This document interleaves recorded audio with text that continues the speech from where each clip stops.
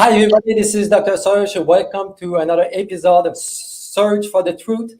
I'm really excited today. So we have Dr. Bob as our guest speaker. I'm excited because I've been wanting to do this for a while, and Dr. Bob has a lot of knowledge and a lot of information he wants to share with us on how to really regain our health. So, Dr. Bob, welcome to the show. Well, thank you. You know what? I always appreciate you. You do such a great job with everybody I know that interacts with you. And thank you for making our world better. You have a special talent for that. Thank you. I really appreciate that. So first of all, tell our viewers who you are. Sure. So I'm a chiropractor, kinesiologist, clinical nutritionist, a clinic director of the Natural Medicine Center in Houston, Texas. Been in clinical practice right now for 30 years. And I have an extensive background. I also have a degree in engineering and human biology and nursing, postgraduate in nutrition, kinesiology, acupuncture. So I've dedicated, my entire adult life to trying to fine tune human bodies.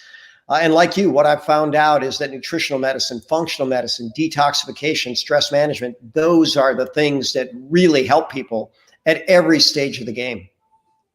Really good point. I totally agree with you. So you have a lot of knowledge when it comes to nutrition and what we need to do to help people, right? So I heard you talking about what you call the medicine's deadly quartet. So can you tell us a bit what you mean by that? Well, it was an article that was published in 1989, and that's when I was exposed to it. And they said, the deadly quartet was if you had a big belly, if you had high blood pressure, if you had high lipids, and you either had high insulin or high sugar, right? Prediabetes or diabetes. And that was ultimately going to kill you. But in reality, those are all just symptoms of a very poor lifestyle. So, when we get down to cause and effect, what caused the big belly? What caused the blood pressure? What caused the cholesterol and sugar problems? And that's where we intervene. I see. Yeah, really good point. So based on what you just said, I don't feel that you really totally agree with this concept. Not even close. We redefined the deadly quartet when I first read that back in the late 80s, early 90s. And what really kills us is stress, toxins, malnutrition, and generally physical inactivity. So we've redefined that deadly quartet. I see. It makes a lot of sense to me as well. So based on your experience, based on holistic or functional medicine, the goal is really to go at the root cause, right? Because the BMI, the blood pressure, the lipids, these are just symptoms, right? That something is off in the body. Absolutely. And when people come in and we do what you do, right? We look at bodies, we look at histories, we find out what's going on. The average person that's really unhealthy, when they come in my office, I ask them to rate their stress anywhere from 0 to 10, and I get an answer back usually 8, 9, or 10. And so that's often a good starting point. Wow, people are stressed out for sure. And that's even more true since the beginning of the pandemic, right? More than a year ago now. So what would be simple strategies for people to do in order to reduce what you call the actual deadly quartet that you mentioned? Well, if we want to start with stress, it's pretty fascinating that the data is very, very clear. If you actually take a deep breath through your nose, diaphragmatic breath, that's something that automatically starts slowing that stress drive. So, I've read multiple books by Navy SEALs, and one of the first things they're taught to do is just take a deep breath, and we can all learn from that. I talk about the Magnificent Seven. You've got to eat right, drink right, think right, move right, sleep right, poop right, talk right every day. All those things are going to buffer stress, but there are 3 very distinct things that I do that are proven in medical studies to buffer the stress. I'm a huge fan of melatonin, and a lot of people think of that as the melatonin from our pineal gland that puts us to sleep, but the gut makes 400 times the melatonin as the brain, and melatonin actually buffers the stress right at the level of the adrenal glands. Very, very powerful. There's an amino acid in green tea called theanine. You can get it from green tea, or you can get straight theanine. That's a natural GABA facilitator, so that calms the mind. And you and I are both fans of superfoods and Ganoderma spores. That's actually called the herb of spiritual potency, so it calms the body, mind, and spirit. So I like people to take melatonin every waking hour, no known toxicity, theanine every waking hour, no known toxicity, and Ganoderma spores, same way. Wow, fascinating. This is a question that I get a lot actually when it comes to stress. Is people come in, like you said, they are stressed out, they are exhausted, and they always ask, what do I do to help to relieve the stress? I mean, most people would do like go to the gym or work out or ride a bike, but it's not enough. I feel that the body is so toxic that they need some help, which is my second point actually. You mentioned toxins being one of the deadly quartets. So tell us a bit more about what you think about toxins and so on. Well, the data is also very clear on that. I think the World Health Organization lost a lot of credibility over this last year, but they'll tell you that 1 in 4 illnesses and death on the planet are directly related to toxins. There are over 80,000 registered toxic chemicals in the environment. There's toxins in our air, in our food, in our water. And as I tell people, every living organism, and consider our cells are all living organisms, we're made of trillions of them. They all eat, drink, and go to the bathroom. And so our cells are intoxicating our body, as just part of what they do, our air, our food, our water. And so we need to make really clean choices, that's for sure. Go with organic, go with free range, go with filtered water. But also we need structured programs to clean the body. And I know you and I are both huge fans of nutrition-based detox. Yes, indeed. Actually, this is one of the first things I do with most people is look at the toxic load and let's do a good cleanse and detox. So in regards to that, there's a little bit of confusion when you start reading online and listening to people when it comes to detoxes and cleanses. Some of them claim that we should not do any of those cleanses because the body naturally will detox. But I know from experience that that's not the case. We need to support the detox pathways in order to handle those thousands of toxins. So what would you say to those people who believe that those cleanses or detoxes are scams?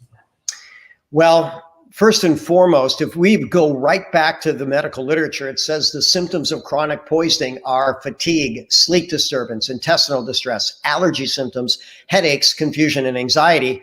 And you and I would probably have to do something else with our life if those symptoms went away, because that's literally what everybody's walking in with. Yeah. So, when you look that the literature matches toxic burden causes these symptoms, everybody has those symptoms. Oh, and by the way, you and I both know we put people on a good detox and they found out very, very quickly, most of those symptoms start to improve quickly. So the proof is in the pudding, right? Toxins are causing it. We get the toxins out. They feel better. And we have decades of experience and tens of thousands of patients to back up what we're saying. So, people can put it to the test. Go through a detox. Let's see what happens.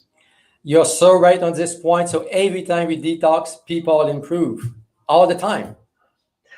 That's my rule in clinical practice is very simple.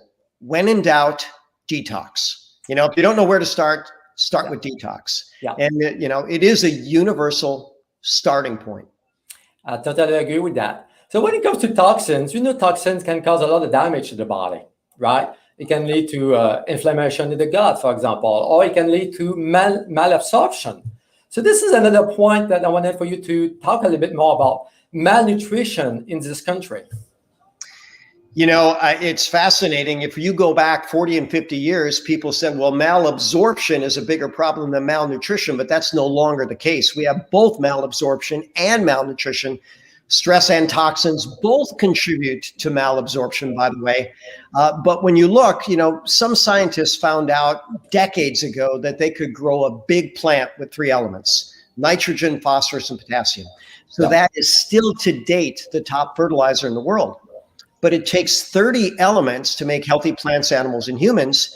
And so I'll just ask my patients, what if we gave you a big bank account and we pulled 30 units out for every 3 we put back in, what do you think is eventually going to happen? Well, they'd say, well, I'm going to run out of money. Well, even the governments around the world have said we have depleted the soils. And there's great studies that show that food is too weak to replete depleted cells and bodies. Therefore, supplementation is advisable for everyone. And those are words to live by. We all need to supplement. I totally agree with you. And like you said, there's quite a bit of studies now supporting this simple concept that you need to supplement your diet. I mean, sometimes you may have this experience as well. Sometimes people are coming in, they have a really clean diet, really good organic, paleo type of diet, but they are still dealing with malabsorption or malnutrition. So what do you think of this? Well, I see it too, you know, and so when it's malabsorption, we have a protocol where we work to seal and heal the gut. You know, they've classically talked about the 4 R's. You want to remove, right? Remove bad foods, remove bad bugs. You want to replace digestive enzymes. You want to repair. We often use, you know, colostrum, glutamine, vitamin D, and then you want to reinoculate. You want to put good bugs back in. And really that's a science that's evolved over the last, 5 years, especially as probiotics. We have more bugs in our gut than we have cells in our body. And the difference, as I tell my patients, the difference between good bugs and bad is what they eat and what they poop. Good bugs eat poop and poop nutrients. Bad bugs eat nutrients, poop toxins. We want to get those good bugs working for us. I agree with you, what you mean. Yeah, it makes a lot of sense. Listen, today I had a patient who came to me, and I wanted to have your take on this. She came in for Hashimoto's, right? And she claimed that it was genetic. Her mom has it, her sister has it, her grandmom has it, and so on. You see the picture. So I'm sure you've come across this type of people, right? So what do you think of health issues like Hashimoto's? Or it could be high cholesterol, it could be heart disease, being genetics. Genetics are a player, but when you look at the research, what they're going to tell you is genetics are about maybe 5 or at most 10% of what we experience in terms of health. Epigenetics, or that above the genes, our lifestyle is what contributes to it.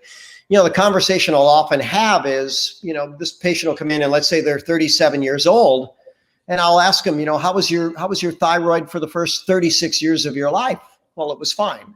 Well, why all of a sudden this last year did your immune system say, well, I hate my thyroid, I'm going to try to kill it?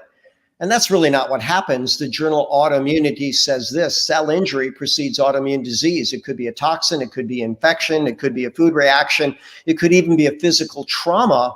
But hey, that thyroid was happy in that body and that immune system was happy with it for the majority of the life. Some triggering event happened.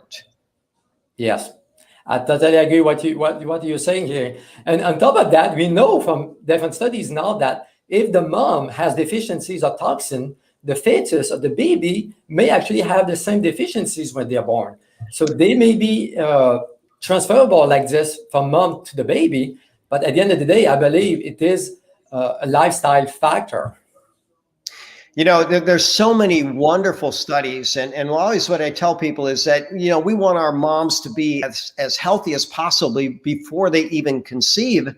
One of my favorite studies that proved a really good point is they specifically took animals that were deficient in an omega-3 diet, and they wanted to see what happened. Well, mom's brain shrunk by more than 20% over the gestation because the baby gets the priority. Baby will get the nutrients, and they will steal them from mom. And, we have so many people that are deficient. And, as we already talked, we all need to supplement. Yeah. People conceiving in an unhealthy state and perpetuating an unhealthy lifestyle, baby's going to take everything they can from mom. And guess what? Both mom and baby will suffer in those cases. I've heard from some studies that about 50 or 60% of the toxins load from the mom is transferred to the placenta, to the baby at the end of the day. That's incredible. Yeah, and phenomenal study from the Environmental Working Group, and we're probably going back 15 years now, but they looked at umbilical cord blood all over the nation, and every single baby that they examined was exposed to more than 200 toxins before they took their first breath. And by the way, it's estimated we can only screen for about 7% of toxins. So that true number might have been something like 3,000. Pretty phenomenal. Wow, that's really scary when you think about it. And one of the frustration that I have to say when it comes to moms who are pregnant is a lot of them are afraid to take supplements as opposed to taking the drugs from the medical doctors. There's a lot of confusion there. There's a lot of educations we need to do. I'll share a story. I can think of 30 years ago when I was first in practice, people would come to see me and I was the natural guy and the kinesiologist and the acupuncturist, nutritionist. And they would say, and I would take offense to this somewhat. They'd say, well, I actually have an appointment with my real doctor tomorrow. And then, you know, one of my patients came in and they said, well, I have an appointment with my drug doctor tomorrow. And that was a paradigm shift. And so if anybody says anything like that, I'd say, well, wait a minute, you mean you have an appointment with your drug doctor as opposed to your natural doctor? You know, and you and I in society will honor the magic of pharmaceuticals when they're needed. Yeah. But the FDA has guidelines for drugs, and here they are. You should take the lowest dose for the shortest duration. Now, being a math major, here's what I know the lowest dose is, 0. And the shortest duration is 0. So that's in the FDA guidelines. Now, if they tweak it and say, if you have a crisis, take the lowest dose to get through the crisis, and then when it's done, you're done with the medication. Yes, I mean, I understand what you're saying here, and I totally agree with this in a way that there's a place and time for Western medicine. But at the end of the day, we all know this, it's more a band-aid to the problem. It doesn't address the root cause. And your quartets that you're talking about goes really deep into the problems of the body. You know, and again, root cause is that absolutely magic term. And when we sit down, you know, with a patient, one of the things that I teach all over the world is something called Bioterrain Assessment. And I have a picture of a goldfish in a bowl, and the fish is sick, and there's a caption which is incomplete above. It says, when the fish is sick, change the blank. And everybody gets it right. Change the water. We don't medicate the fish. We don't give the fish antidepressants. We don't give it an operation. We change the water. And you know, when we talk about detox, we're changing the water. When we talk about nourishing, we're changing the water. When we talk about managing stress, we make detox more efficient. We make nutrition absorption more efficient. So those are hitting the big 3 right there. Yeah, yeah. No, yes, totally. And this is what I've seen too with people is there's a big awakening going on. More people are realizing that what they do with drugs and surgeries is not necessarily the answer. You may have observed that as well, is more people are looking to do more natural ways, the way that nature intended us to do. You know, I taught seminars all over the world, and it was about a decade ago. I had a seminar in Los Angeles, and we had more medical doctors registered at that seminar than any other specialty. So the nutrition sponsor set up a Friday night before seminar meet and greet, right? So we had a little mini seminar, and I asked these doctors, I said, why are you here? And their answer was so clear. They said, our patients are demanding it. They don't want another drug. They want a solution. You know, and so that's how guys like you and I thrive and help many, many, many people to thrive. Yeah. And hopefully we inspire people if they're considering, a health education, truly study health, not pharmacology.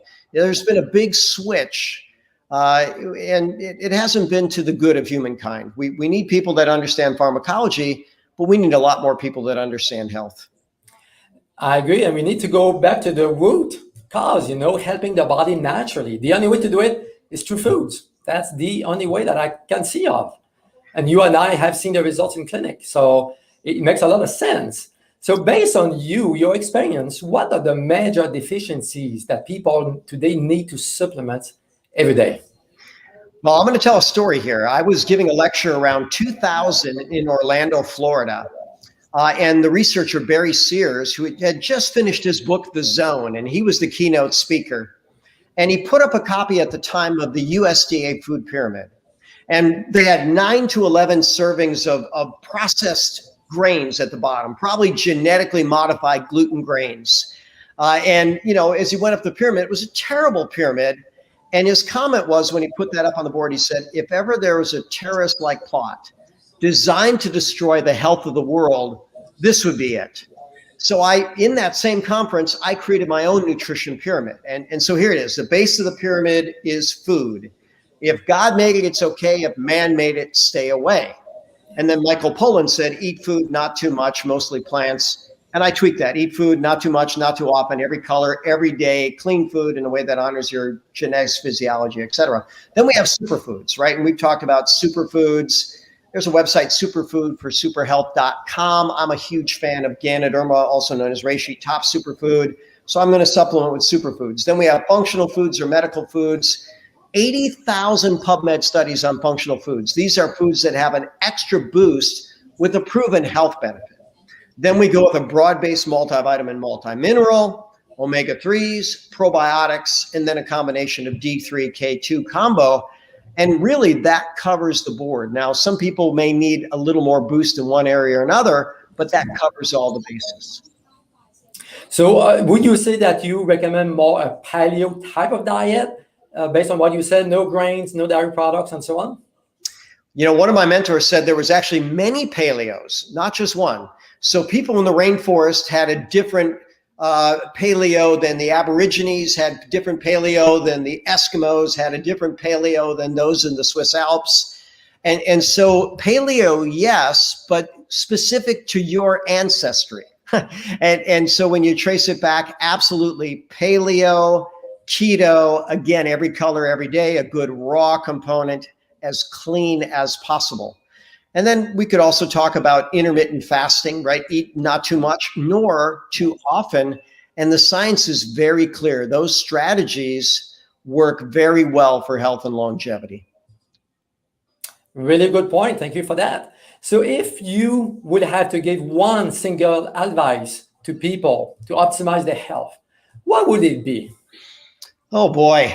Well, since there can't be one, I'm going to say connect with someone like you or me and get on a partnership of a health journey where, you know, this world is so stressed, so intoxicated, so malnourished that we can't tell you eat every color every day and that'll be sufficient for you, because it's not. We couldn't tell you sleep 8.5 hours a night because there's so many other things we need to do. We couldn't tell you get this amount of exercise and not too much because there's so many things. So hook up with someone that lives it. You know, we can look at you as a picture of health.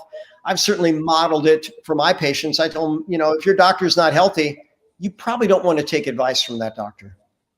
Good point. I mean, I had quite a journey myself. At some point I will go over it, but functional medicine really saved my life. It's unbelievable. I mean, you've been doing this work for like almost 30 years now, right? So can you tell us one amazing story of a patient who, you know, when she came or he came to you, they were almost dead and you really brought them back to life?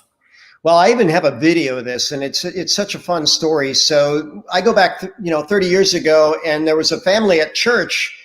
You know, when we started talking, they said, it sounds like you know something about health. I said, I do. They said, well, our daughter's at her end. She's been on 5 years of chemotherapy. They say she has 6 months to live. Would you talk to her? Well, they were giving her chemotherapy for an autoimmune disease that was called Behçet's disease. And she was so malnourished and she was so toxic. And it's fascinating. I helped her body to detox by introducing her to a colon hydrotherapist. Well, amazingly, she lost 30 pounds over the course of 6 colonics. And then we started giving her very simple food choices and vegetable juices and digestive enzymes and probiotics. Well, within 6 months, she was off of all medications. Within 2 years, all of her labs normalized. And now 30 years later, she is still thriving, and she's a very successful colon hydrotherapist because she felt that was the phase of her journey that was the major turning point. And by the way, you'll appreciate this. They had a previous x-ray, and it actually showed that she had what they call toxic megacolon.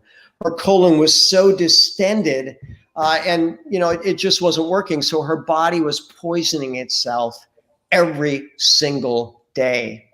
And when the autoimmunity happened, they actually gave chemotherapy. Now they usually give immunosuppressants. Back then they killed the immune system, it just doesn't make any sense to the whole clinical picture. Wow, what a fascinating story. And it just shows right there that what nutrition can do to the body. And this story actually is touching a really sensitive topic, which is cancers, because a lot of people are dealing with cancer themselves or somebody in their family, right? So it's about 1 in 2 people will have cancer at some point during their life. And cancer, to me, when I see this, it's a sign that the body is breaking down. Actually, it has been breaking down, right? Well, you'll appreciate this. I was at a cancer lecture over 30 years ago, and a PhD researcher by the name of Dean Black, he was a great author, great speaker, great health advocate. But he walked into a room of 200 doctors and he asked the question, how does a hurricane start? And the answer he was looking for was a hurricane starts when conditions are just right.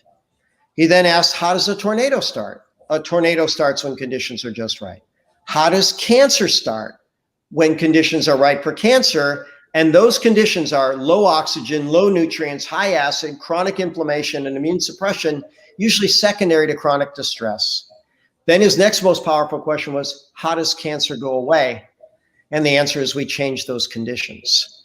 Now, the sad reality is there's very few cancers that medicine is very successful with. More people are dying from cancer than ever before. Yeah. And their therapies are in and of themselves carcinogens. The chemotherapeutics are carcinogens. The radiation is carcinogenic. Yeah. And you know what? We need to get better at that. And prevention always trumps cure. There are some cancers that respond well, but sadly, the majority of them don't.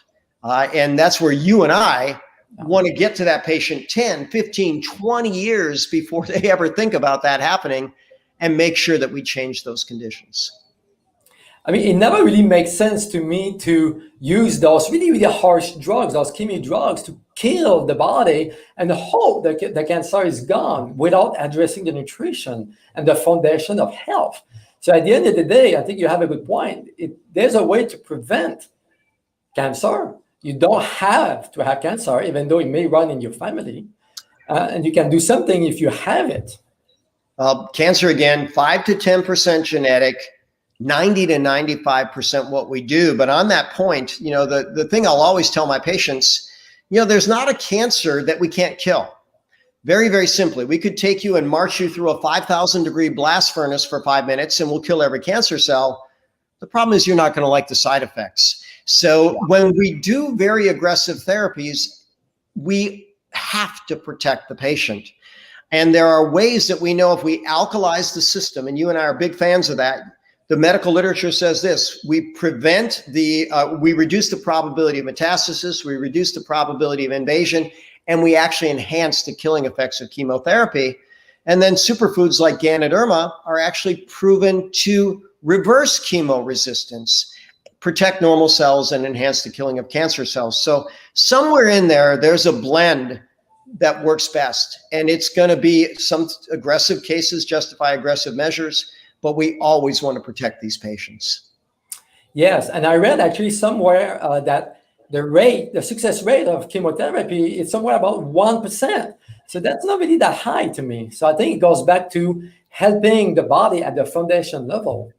You mentioned the reishi mushroom. So tell us a bit more about the reishi, because this superfood is just amazing. Yeah, you know, so it has over 4,000 years of documented human use. 1,900 PubMed studies. If you were to type in Ganoderma under PubMed.gov, it's proven against 16 types of cancer with direct action. It's an immune modulator, meaning it'll pick up your immune system if it's not working enough, or calm it down if it appears to be overreacting in things like allergy or autoimmunity. It modulates the inflammatory process by 13 known mechanisms. It alkalizes the system. It's powerfully anti-infective. You know, we can't mention a virus by name that's going on now because the regulators don't like that. But if you were to go to PubMed.gov, type in Ganoderma and a recent popular virus, you would find that Ganoderma has powerful effects against this popular virus. So pretty amazing stuff. It's really, really impressive. Like you said, I use it myself for my clients, and we have really, really amazing results. Just powerful, good nutrition. You know, and then one other thing we always talk about is delivery system. We talked about functional foods. Well, there's also functional beverages. There's actually over 3,000 medical studies on functional coffees. And I'm a fan of reishi-infused coffee. Very, very powerful. People get it automatically in their daily habit. And I think that's just brilliant. I mean, most people drink coffee, right? Why not drinking a good, healthy, nutritious coffee? Coffee or tea, we have them both, and the stats are pretty clear. 2.25 billion cups a day around the world are consumed, and we've got 64% of Americans averaging 3.3 cups a day. So it's a pretty good way to share health. It is, actually. And I had quite a bit of patients just starting drinking the coffee, and without knowing it, it's just start feeling better. It's really impressive. Isn't that beautiful, right? We nourish the body, we alkalize the body, we detoxify the body, and the body says, thank you. I thank you for that. Amazing. So on a final note, so anything you want to share? You know, I want to just say it again. We have really, Confucius said this, progress is the complication of simplicity. We have really complicated our global circumstance. Healthy bodies don't get sick. So you want to do all the right things and supplement in very high qualities. And I promise you, the number one investment you can make, this is according to Warren Buffett, invest heavily in your number one asset. Your number one asset is you. And guess what? Your health is your number one asset. So you're a great servant of humanity. You know, people should come to you, by the thousands as they do, and refer their friends and family. And you know what? I'm also available amazingly in the same town. And you know, we're a great team working in different locations, but we stand for the best of what's in the world, and we help to bring out the best in people. So I'm proud of you as a colleague, and thank you for sharing all the goodness with the world. Thank you for the kind words. So can you share your information if people want to reach out to you? Sure. My website's easy to remember, thedrbob.com, THEDRBOB.com. And, then there's a way of either calling the clinic or sending a message. And I certainly appreciate that. Like you, we're very, very busy, but you know what? We're here to serve. So if you have a need, give us a jingle. We're happy to help any way we can. Awesome. Dr. Bob, thank you for joining us today. I really, really had a good time. We'll see you soon. This time flew, I know. Birds of a feather. I really appreciate you, and I'm honored. Thank you. Thank you.